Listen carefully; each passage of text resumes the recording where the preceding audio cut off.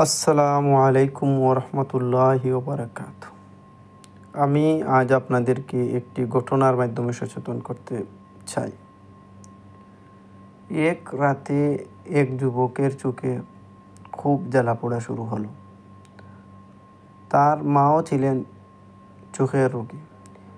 সে ভাবল, মায়েরও তো চোখে জ্বালাপোড়া হয়, তাহলে আমারও জ্বালাপোড়া হচ্ছে, তাহলে আমি ব্যবহার করে দেখি।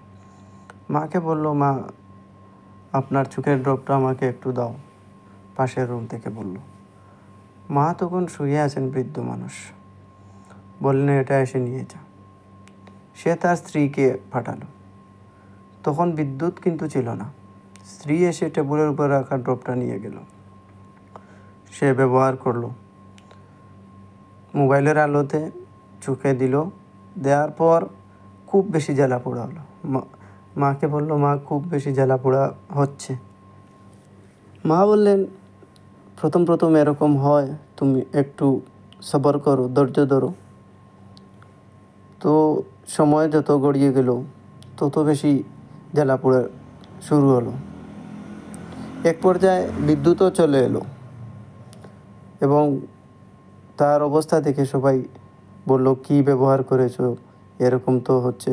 এরকম তো হওয়ার কথা না, চোখের পাতাও মেলতে পারছে না।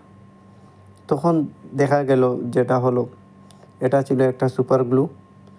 আর রাতের আধারে সেটা উনি ওনার স্বামীর চোখে দিয়ে দিয়েছেন।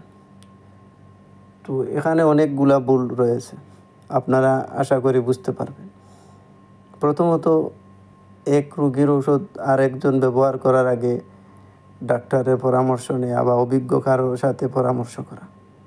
আজকাল অনেক ফার্মেসি আছে, অভিজ্ঞজন আছে, আপনারা ফোন করে জানতে পারে বলে, ভাই, এটা ব্যবহার করা যাবে কি, ওটা ব্যবহার করা, ওনারা পরামর্শ দিবেন, ডাক্তার দেখাবেন না কী করবেন। যাই হোক, 2 নম্বর, এখানে সুপার গ্লু, এই ড্রপগুলা আলাদাভাবে রাখলে ভালো হয়। মেডিসিন নির্দিষ্ট জায়গায় একটু উপরের স্থানে, যেখানে শিশুরা বা হাতের নাগালের বাইরে রাখতে হবে, সূক্ষ্ম স্থানে, যাতে যে কেউ এসে এটা নিয়ে যেতে না পারে। আশা করি গল্পটা কেমন লাগলো কমেন্ট বক্সে জানাবে। আসসালামু আলাইকুম।